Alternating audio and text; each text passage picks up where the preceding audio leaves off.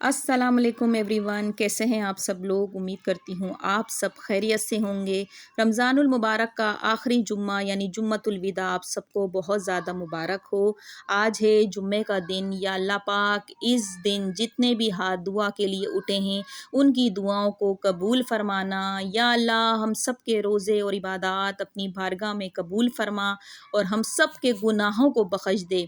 ए मेरे परवरदिगार, तमाम उम्मत मुस्लिमा को गुनाहों के बोझ तले से निकाल कर उनकी मग़फ़िरत फरमा दे, आमीन। हज़रत मोहम्मद सल्लल्लाहु अलैहि वसल्लम ने फरमाया, मेरी उम्मत के गरीबों का हज जुम्मे की नमाज है। या अल्लाह हम सब पर अपना खसूसी फ़ज़्ल करम अता फरमा। और कहते हैं चेहरे का नूर और ज़िंदगी का सुकून सिर्फ़ अल्लाह की इबादत में है। मालूम नहीं कितने गुनाह हैं या रब, लेकिन इस रमज़ान के सदक़े बख्शिश फरमा दे।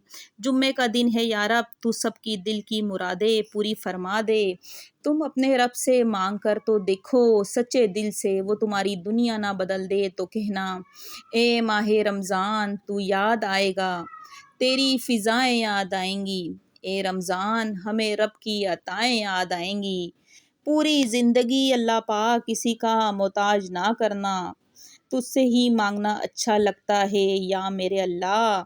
या अल्लाह पाक हम आजमाइशों के काबिल नहीं हैं, बस अपनी रहमत से नवाज दें हमें, आमीन।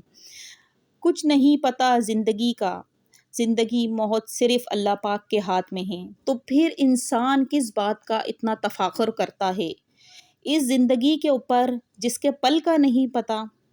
अभी कल का ही मैं आपको एक वाक़या बताती हूँ। हमारी करीबी मस्जिद के कारी साहब, उनकी वालदा थी गाँव में, काफ़ी अरसे से वो उनको बुला रही थी और ख़ास तौर पर रमज़ानुल मुबारक में वो अपने बेटे को बहुत ज़्यादा याद कर रही थी और वो बार बार यही कर रही थी कि बेटे आप मेरे पास आ जाओ, आप यहीं पे तरावी पढ़ लेना, यहीं पे हमारे साथ ईद कर लेना।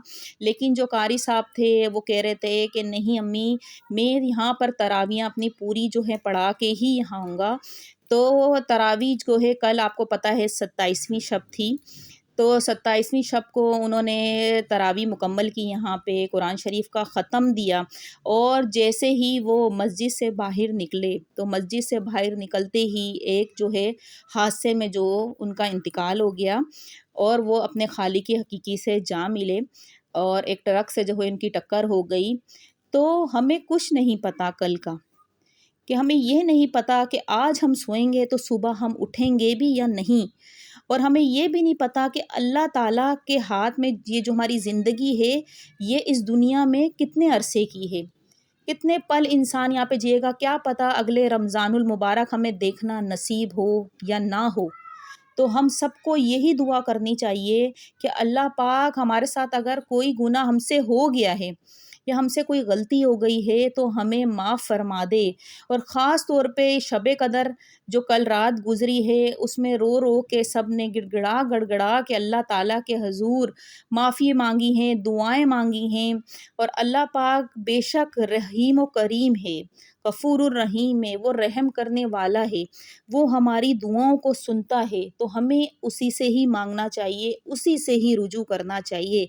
अल्लाह पाक के आगे हमें हाथ फैलाने चाहिए। अल्लाह पाक के आगे जब हम हाथ फैलाते हैं दुआ के लिए, जब दुआ के लिए हम हाथ उठाते हैं तो वो हमारे हाथों को खाली वापस नहीं करता।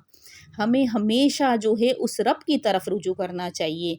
और माह रमज़ान को अलविदा कहने का जो वक्त है वो करीब आ गया है। या अल्लाह 21वीं शब के सदक़े हम सब की मोहब्बतें हमें दे दे। बेशक अल्लाह पाक हमारी दुआएं कबूल फरमाते हैं। अलविदा अलविदा माह रमज़ान, ना रहेगा ये सदा, कुछ ही दिन का मेहमान है, रहमतों से भर लो झोलियाँ, जा रहा है रमज़ान मुबारक। तो आप सब लोगों को भी बहुत ज़्यादा दुआएं करनी चाहिए, सिर्फ़ अपने लिए नहीं बल्कि तमाम उम्मत मुस्लिमा के लिए। उम्मीद करती हूँ आपको मेरी वीडियो पसंद आई होगी। नेक्स्ट वीडियो के साथ मिलूँगी। अल्लाह हाफ़िज़।